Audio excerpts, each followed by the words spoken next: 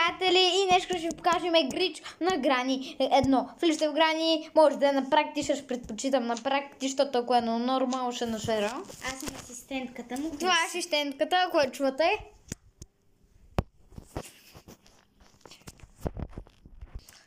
И така. Нормален ден в нашата смотана стая. Първото, което трябва да направим е супер ясно. Трябва да отидем тук до леглото и да клекнем. И да натиснете на времето бутона за влизане под леглото и за изправяне. Трябва да сте клекнали. 3, на 2, 1.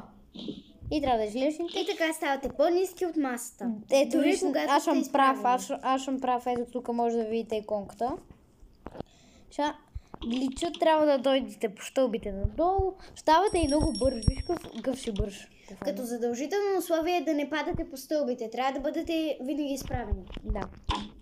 И от тази страна ли беше? Да, единственото, което трябва На да 3 направите... натискаш. Едно, да просто трябва да Единственото, което трябва да направите е просто да натиснете бутона за клякане и да вървите напред.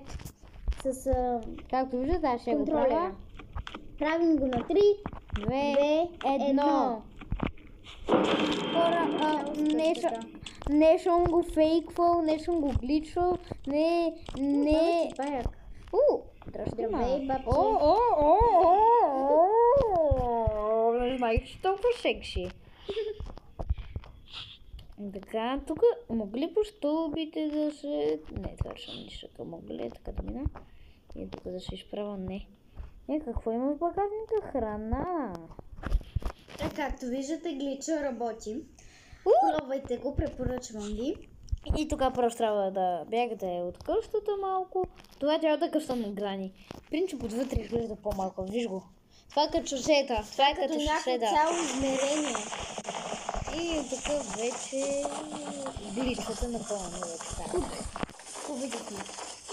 Да. От мен, чао!